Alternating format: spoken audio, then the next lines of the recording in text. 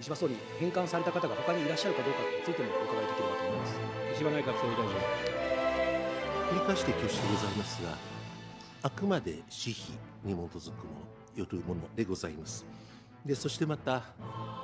法律、公職選挙法、政治資金規正法に触れるものでもないということでございます。よって、お菓子とか、果物とか、ハンカチとか、そういうものをありがとうという気持ちを伝えていただければありがたいな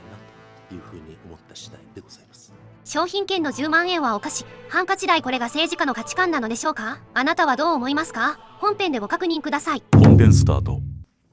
山下雄平君。自由民主党の山下雄平です。私、国会議員になって12年近くが経つんですけれども、国会議員になる前は新聞記者を9年間ほどしておりました。後半の9年間の後半は永田町担当だったんですけれども、前半の3年半は私、鳥取県に赴任しておりました。私が赴任した当時は、石破総理が小泉内閣で防衛庁長官をされていた時期であります。今日私は国会議員になって初めてですね、石破総理に質問をします。なので今日は本当は鳥取の話も含めてですね、いろんな政策の話を議論をしたかったんですけれども、まさかですね、昨日の夜、石破総理がですね、ご自身の問題について記者に商品券を衆議院の1回生に配ったという話をされたので、まずはこの問題について取り上げざるを得ません。このことについての事実関係をまずお伺いします。石破内閣総理大臣。昨日来、いろいろな報道がされております。私自身、昨日遅くに会見もさせていただきました。このことについて、多くの皆様方の不信、お怒りを買っておるということ、このことについて冒頭深くお詫びを申し上げる次第でございます。事実関係というお話でございます。3月3日、自民党所属の当選1回の衆議院の皆様方、15人と会食をさせていただきましたが、それに先立ち、出席議員の皆様の事務所に商品券をお届けをしたものでございます。これは会食のお土産代わり、あるいはご本人、ご家族へのねぎらい、そういうような観点から、私自身の私費、ポケットマネーで用意したものでございます。各議員の政治活動に役立ててもらうために行った寄付ではございません。よって、政治活動に関する寄付には該当もせず、政治資金規正法に抵触するものではございません。また、私の選挙区にお住まいの方は一人もいらっしゃいませんでしたので、公職選挙法にも抵触をいたさないものでございます。法的には問題ないものと考えておりますが、冒頭申し上げましたように、大勢の方々に両と不快な思いをさせた、あるいは政治というものに対する疑念というものを生ぜしめたこと、また、参加された議員の方々を含めまして、多くの方々にご迷惑もおかけしたということでございまして、心から申し訳なく思っておる次第でございます。山下雄平君。先ほど石破総理から、法律に違反するものではないという話がありましたけれども、この点について、総務省選挙部に再度、事実確認というか、法的な違反するかどうかについて、見解をお伺いしたいと思います。総務省、笠木貴則自治行政局選挙部長。個別の事案につきましては、お答えを差し控えさせていただきますが、その上で一般論として申し上げますと、まず公職選挙法でございますが、第199条の2第1項におきまして、公職の候補者等は当該選挙区内にある者に対し、いかなる名義をもってするを問わず、寄付をしてはならないとされており、選挙区内にある者に対する寄付が禁止をされているということでございます。政治資金規正法でございますけれども、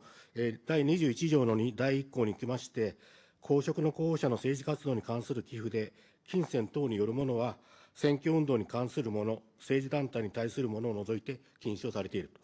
政治団体に関する寄付とは、政治団体に対してされる寄付、または公職の候補者の政治活動に関してされる寄付を言うとされており、この金銭等による寄付が公職の候補者の政治活動に関する寄付であれば、この規定に違反することとなりますが、そうでなければ違反はしないと考えております。いずれにいたしましても、個別の事案がこれら法の規定に該当するか否かにつきましては、具体の事実関係に即して判断をされるべきものであります。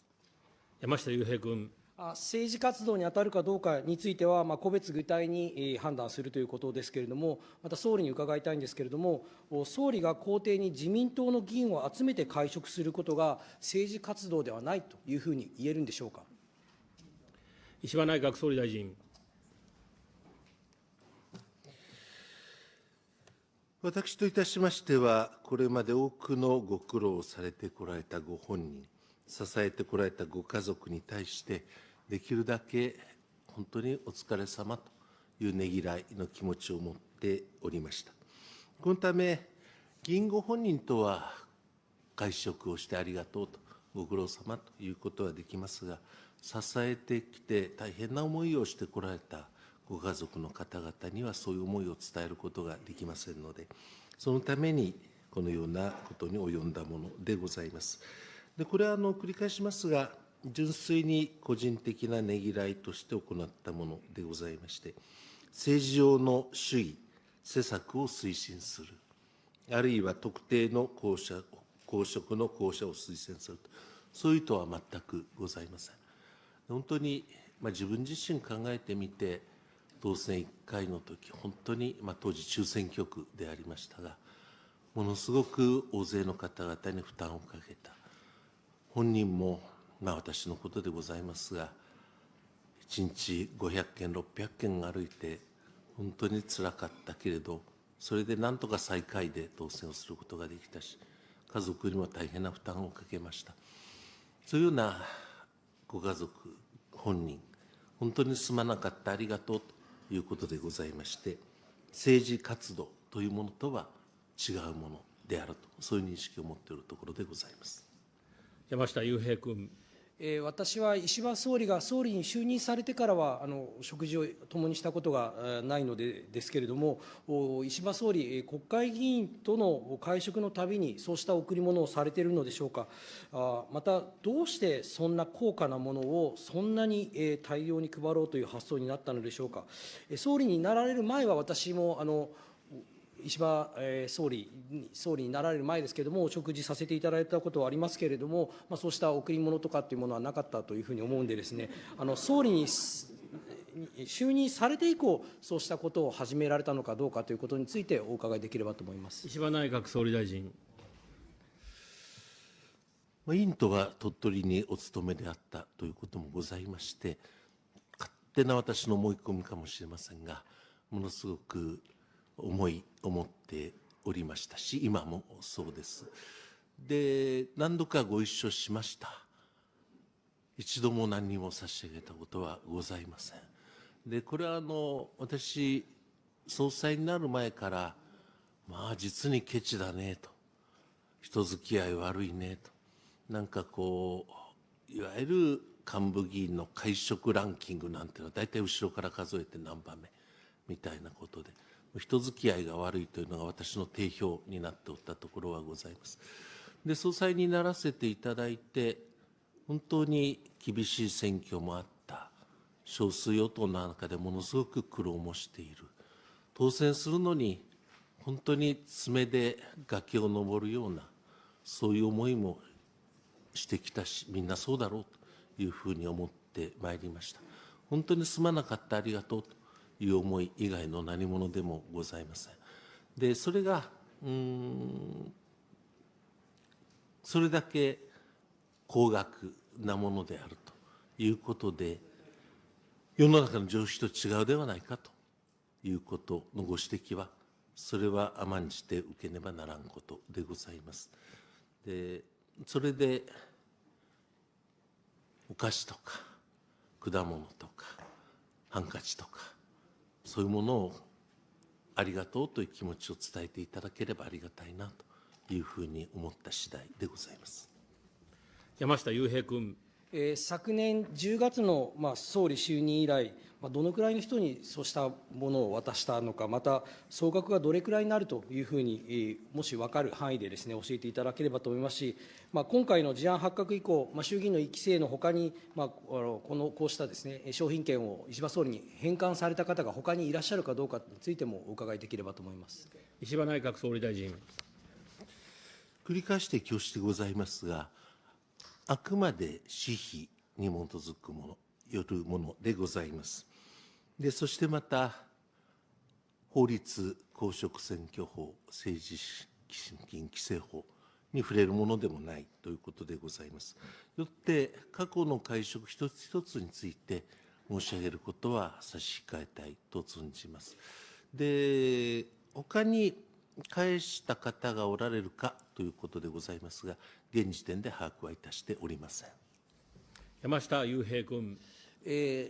事務所の方がお配りになったということですけれども、今回でいうと15人から10万円で150万ですけれども、それ以外にあったとするとですね、数百万円単位の少なくともお金になるとは思うんですけれども、そうしたポケットマネー、個人のお金をですね、数百万単位で事務所に預けていらっしゃるということなのでしょうか、お聞かせください。石破内閣総理大臣。そのような物騒なことはいたしません。ただおかげさまでというべきでしょうか、当選期数が1回、2回のときは、なかなかパーティー券も売れなかった、寄付もいただけなかった、それよりは莫大な借金というものを抱えておりました。当時は金利も高かったので、手形の書き換えのたんびに、どうやって利息を払おうかななどということを思っておりましたが、39年もこの仕事をしておりますと、ランキングでは決して上の方ではございませんが、いろんなご講師をいただくということを適法にやらせていただいているところでございます。大臣という役職、あるいは総理大臣という役職ということにつきますと、それなりの歳費に上乗せを頂戴をいたします。その部分を事務所の鍵のかかるところに保管をするとか、そういうような形で持っておりますが、数百万もそのようなことを保管をしているものではございません。山下雄平君。今週は東日本大震災から14年という節目の日をですね、今週迎えたわけですけれども、東日本大震災から13年目の3月11日は、私は能登におりました。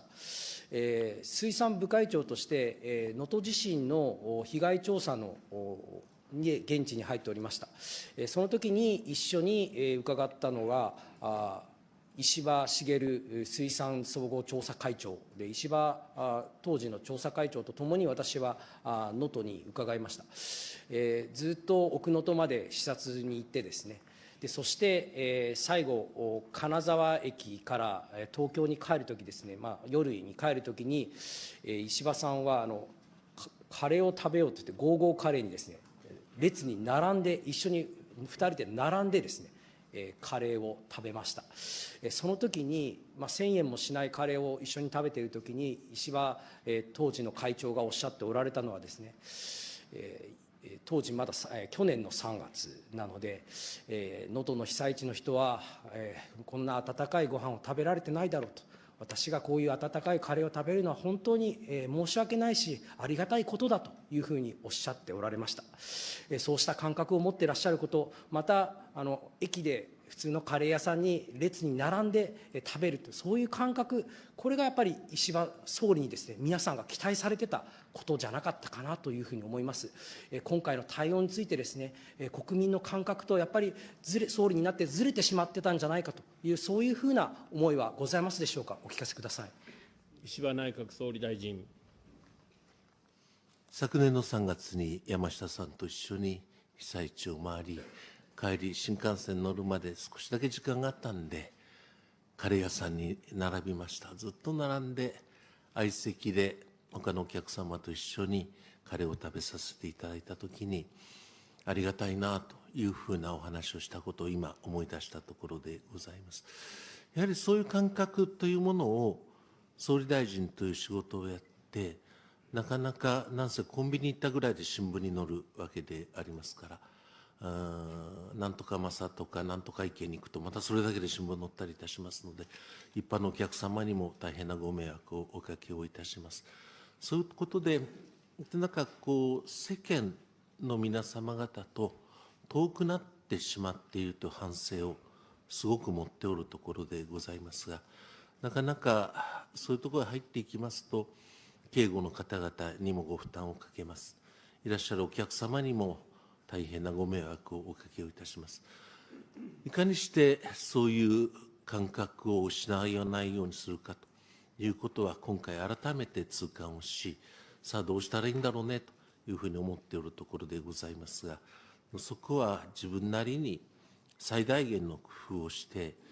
感覚が失われているとすれば、それは猛省しなければならないし、すればではなくて失っているということを深く反省をするところでございます。山下雄平君。今、政治とカネの問題でですね、政治への強い不信の目が向けられてますし、多分政治というのも自由民主党に対して強い政治の不信の目が向けられているというふうに私も思っております。